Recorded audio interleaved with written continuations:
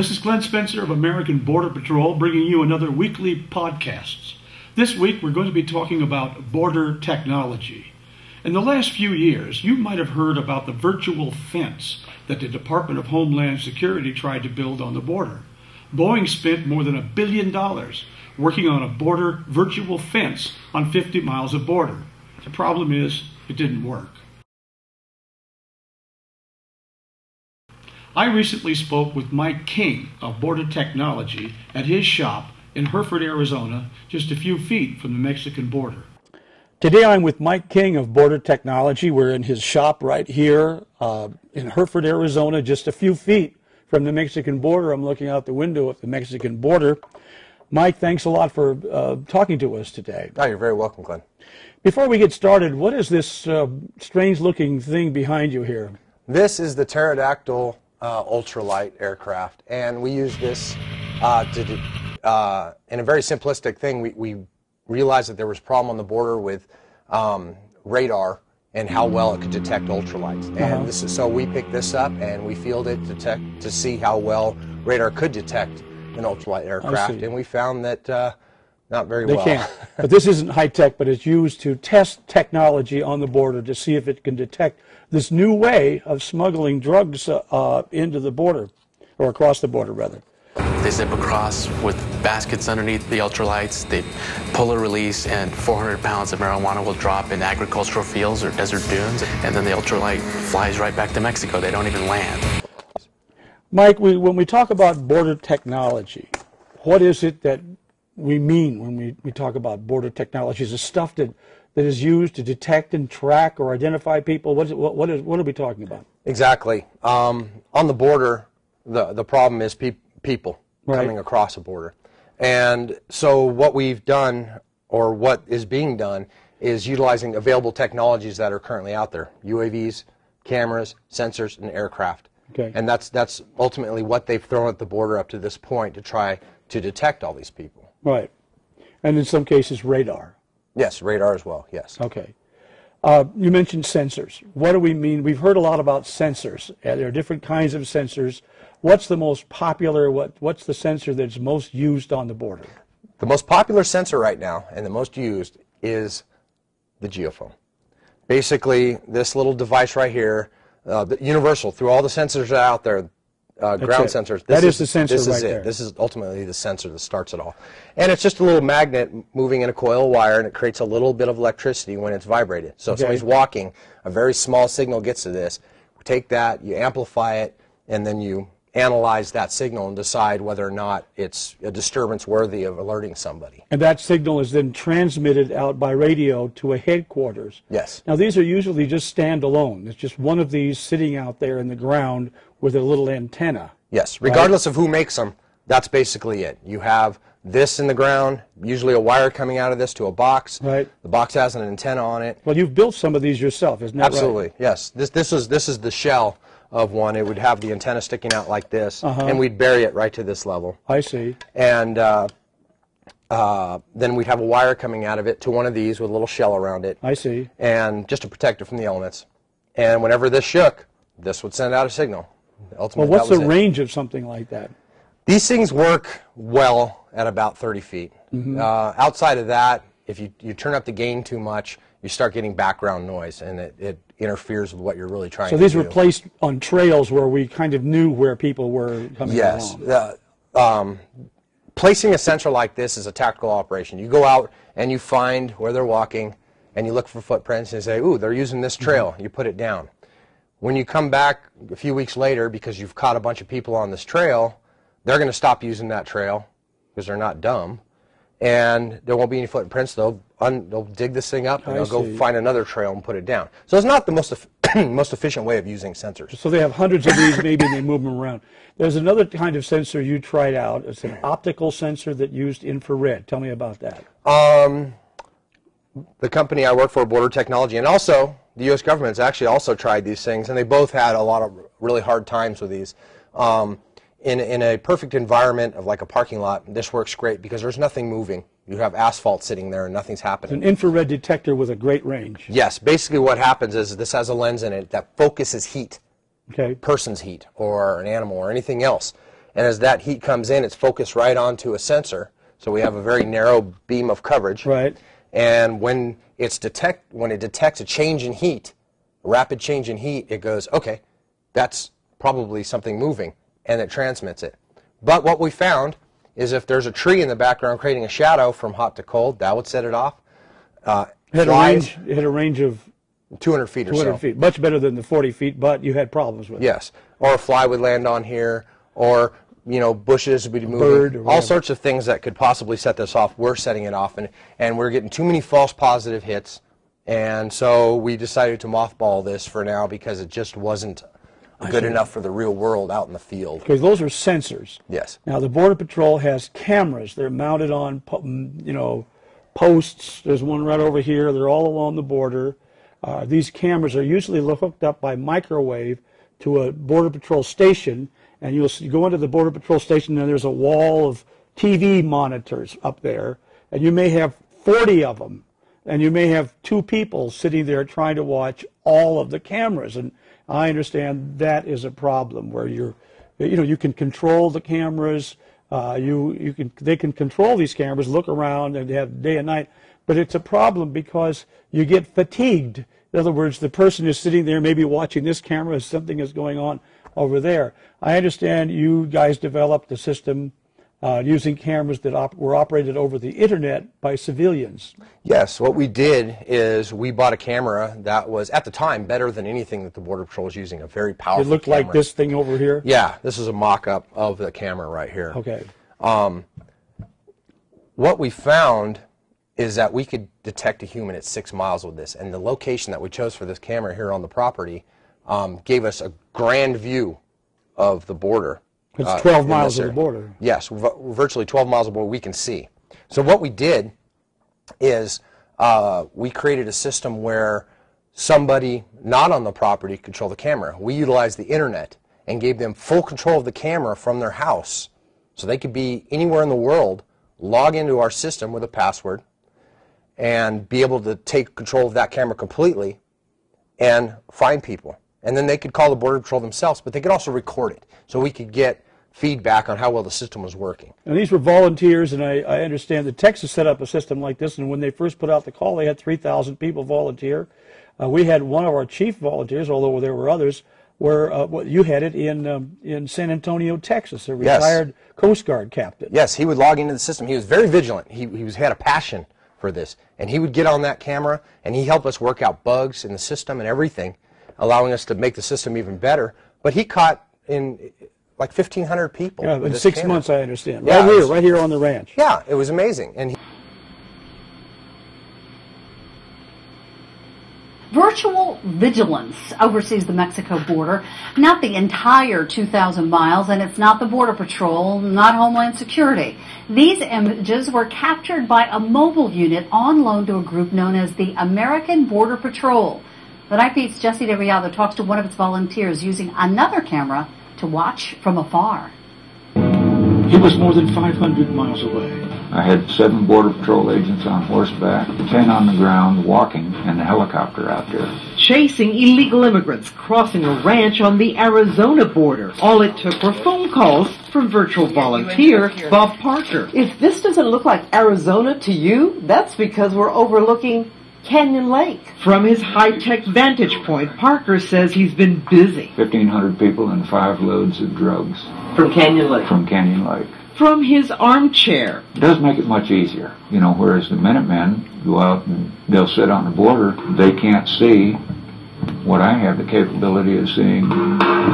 Like this string of at least 50 illegal immigrants, less than 100 yards from the southeastern Arizona border. That string was right here in this little open area. Their wireless camera can see over a mile into Mexico. Watch a staging area. This ranch used to belong to John Wayne. Or the new border fence. $7 million a mile for a fence like this?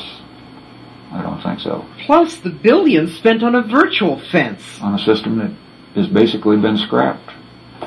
This system is less than $100,000. Lightning zapped their thermal camera, but even this. It was fascinating. Jesse DeRiado, KSAT 12 News. Now you can click on the hot button for a link to the American Border Patrol and find out how to apply for its virtual vigilance website. He had full control. He could turn the camera. He could zoom in, zoom out. So this could still be done all along the border. Absolutely, and I think that's a better method. Actually, is to, you know, the U.S. people, the U.S. citizen is concerned about this, right. And there's a number of people that want to do this. Now, there's a system in Texas right now called Blue Servo, right? And unfortunately, they set up a camera and they just point it in a certain direction. They don't give these people any control over it, so you're just looking at something. And I understand they've run into the same problem in Texas, and they have like 23 cameras, but they don't have 23 people. Well, they're bored to death. Bored to death. You just sit there and look. You can look at 2 cameras at one time, and it's just nothing. You can't control it. You can't look around. There was the same problem that the Border Patrol had that was solved by your operation, Virtual Vigilance. You've got to give the people the ability to control the camera. And you have to have hundreds of people who are qualified and cleared. All right, well, that's the camera system. Now, we also have, you know, we have Border Patrol helicopters flying over. We have fixed-wing aircraft. Aerial surveillance is a big deal. As a matter of fact, the latest is the unmanned aerial vehicle. The Predator UAV is now being used. I understand you were one of the leaders in this effort. Now, you've got your first unmanned aerial vehicle, or an early version of it, sitting right there. Tell us about what is that, and what did you go about to make it work? Yeah, this is the Border Hawk UAV. This is the 4th generation model right here. We started very small. We started from scratch. We had no idea what we were getting into when we started this, and we decided that we were going to jump into the UAV field. It was very popular, and we thought that maybe the UAV would be the answer to getting eyes on a certain... Now, when you started this, was the Border Patrol using UAVs on the border? No. They weren't using them? No, not at all. In fact, UAVs actually were a very new technology that was being fielded. It started with the Israelis. They started fielding UAVs in their theater of operations, and then the U.S. started picking up on this. But the U.S. was using it overseas in military applications. Yes, they had several UAVs up to that point. But they weren't using it on the border? No, not at all. Not at all. Okay. So what we did is we finished our sensor project and fielded our sensors, because we knew that a UAV going around looking for something is not a very efficient way of using it. You need to detect something and then send something over to look at it to see if it is. Confirm what it is and track it. And to be efficient, it needs to be quick. So you got to detect something, shoot something over, take a look at it. Right. If it's something, then you can allocate your resources properly. And we recognize that you know, that's the normal way of security: detect, analyze, and then do something. Now, about was this it. controlled by hand, or you had your own autopilot in this? This has an autopilot. This aircraft flies all by itself. It has its own guidance system. Yes, we didn't fly it. We told it where to go. We would click on a map, and then we'd send the coordinates to the aircraft, and then say, go there. And the plane would just turn out and start flying. So if to a that sensor location. went off, and you could click on a map, and this airplane would fly to that sensor location where it went off, and it would look down. Yes. Aircraft is taking border security to new heights. Maria Nider shows us the Border Hawk now has a new toy, night vision. It's dusk in the desert just south of Sierra Vista, a time when border traffic picks up under the shadow of night. But now the American Border Patrol has built the Border Hawk, an aircraft that sees through the darkness with an infrared camera to search and record foot traffic. We are looking for what we refer to as SBIs, and what SBIs are suspected border intruders. Somebody has come across. We're not in a position to identify them as illegal or not. So we just look for a group of people walking north and call the Border Patrol to have them go check it out. What's that? We manually launch it, get it up to a safe altitude, and then we just turn it over to the autopilot, let the autopilot take over. The Border Hawk's thermal imaging system captures potential border crossers by detecting body heat. You can see me right here on the black and white camera. But it's more difficult to detect activity from 500 feet in the sky. Take a close look at this video from April 21st. The white cluster of dots is a group of at least 6 people walking toward the U.S. border. Then just 45 minutes later, the Border Hawk catches a line of 15 more suspected border crossers. On the ground, the crew monitors the plane's flight from a control center, patrolling hotspots where foot traffic triggers strategically placed sensors. So when a sensor does go off, what we have is the ability to send that aircraft from wherever it is directly to that spot. It's up to the U.S. Border Patrol to investigate the situation and take the immigrants into custody. Our goal is to have clusters of these UAVs along America's borders flying 24 hours a day, 7 days a week. Now, are UAVs good for just flying around looking for people? No. Initially, we tried doing that a little bit just to see what we could come up with. And, you know, we've had some success with that, but not nearly the success we had with the sensors. The sensors are really clearly the way to go. Now, one of the reasons for that, I understand, is that the camera, in order to spot somebody, has to be zoomed way in. Yes. So you don't have a wide field of view to look around. You can look around a little bit. But UAVs, and I understand especially the Predator, which has to fly very high, has what they call a soda straw effect. Yes. So it's looking at a very small spot on the ground. So they really have to be used in conjunction with a sensor. Is that right? Yes. What we found in our use of the UAV with sensors is ultimately you have to have something to detect it in order to really utilize the UAV effectively. So you've developed and applied different types of sensors, camera systems, and different types of controls. You've developed unmanned aerial vehicles. I understand you've also flown in fixed-wing aircraft. Now, what's the latest thing that Border Technology has come up with and what you're working on now? Well, it's something that we had approached several years ago that we decided not to use, and then we revisited it. And basically getting back to sensors. Ground sensors. Yes. Like we talked about earlier, having one sensor on the ground gives you about a 30-foot radius. Well, what we found is if you have a network of sensors, you can get a lot more range out of it, but you can cover a lot more area.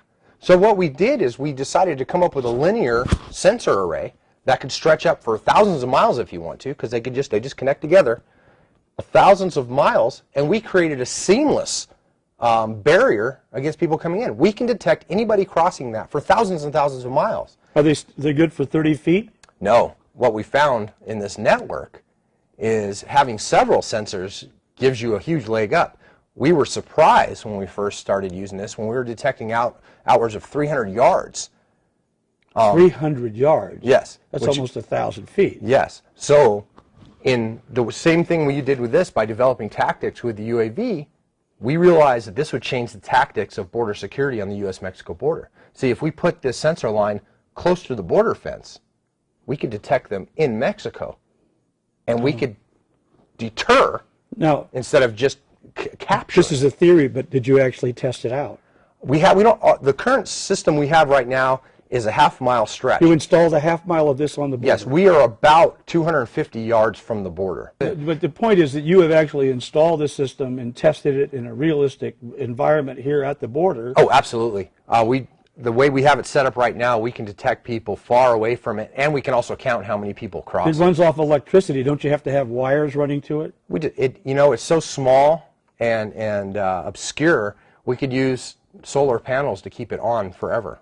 But how often do you have to have a solar panel? About every mile. Every mile? Yeah. Well, the U.S. Border Patrol and the National Guard might monitor the border. They are also getting a little help, and this group isn't one that's sponsored by the government. I spoke with a group of citizens who have band together to patrol and watch the Arizona-U.S. border. It's a bumpy ride to get to the land of the American Border Patrol at the Mexico-Arizona border in Hereford, Arizona. There, you will find the group's members actively patrolling the site. Our prime objective is to just make the American people aware that, that this is an ongoing problem on the border. ABP is a citizen watchdog organization on the border. They use technology like thermal cameras and airplanes like this one to help detect illegal immigrants crossing the border. 200 feet. Copy that.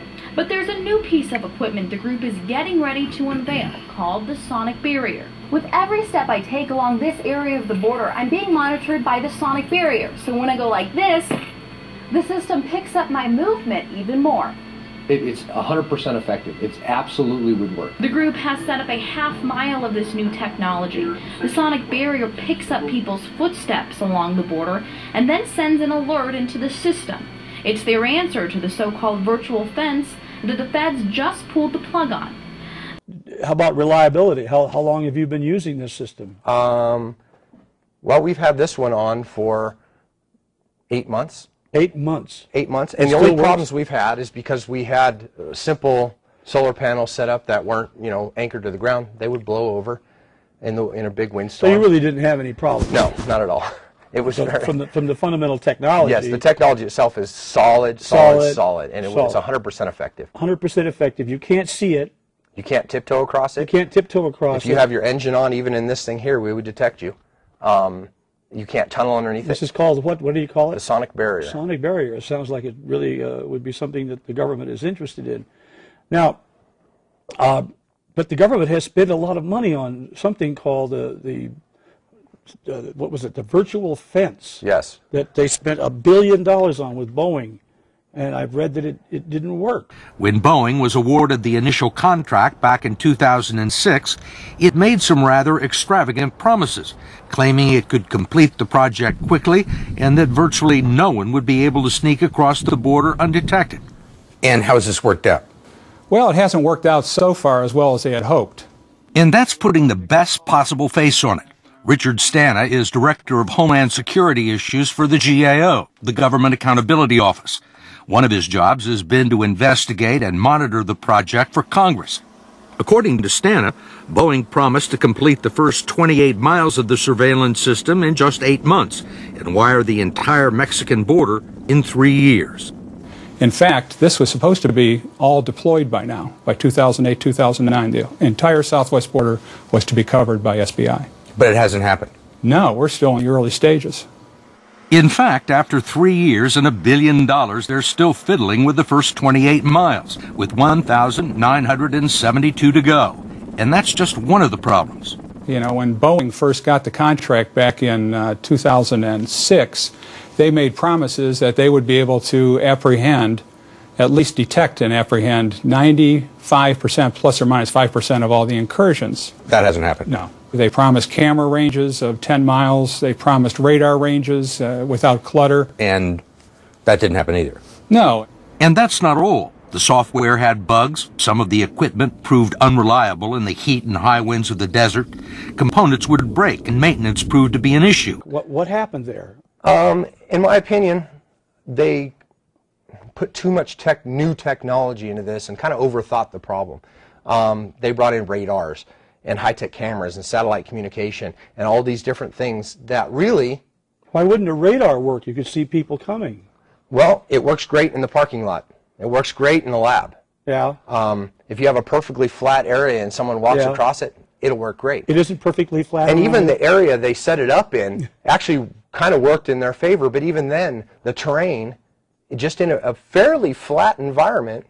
This has monsoon rains that have deep washes that wash out of the mountains. Anybody trying to sneak always stays low ground in the places they can't be seen. From the monsoon rain washes. And so all this technology... They couldn't see them down there. They couldn't see them there. And their cameras couldn't see them down there. The sonic barrier? Yeah. Absolutely. They didn't have the sonic... They didn't have a continuous array of sensors. Why didn't they do that? I don't know the answer. Maybe they didn't think of it. They didn't think of it. We're using technology 60 years old, but used in a new type of application, whereas they're trying to bring in really high-tech stuff that costs a lot of money and is prone to failure because there's so many things that can go wrong. So they spent $1 billion on that. What could you have done with the sonic barrier? With $1 billion, we could have censored the entire U.S.-Mexico border and retired to Hawaii. In other words, that you could have detected and counted everybody crossing the U.S.-Mexico border for less money than Boeing wasted on 50 miles. A fraction. A fraction of that. Well, I think that's amazing. Well, Mike, you've given us a real insight into the technology, the problems on the... You're welcome, Glenn. Okay.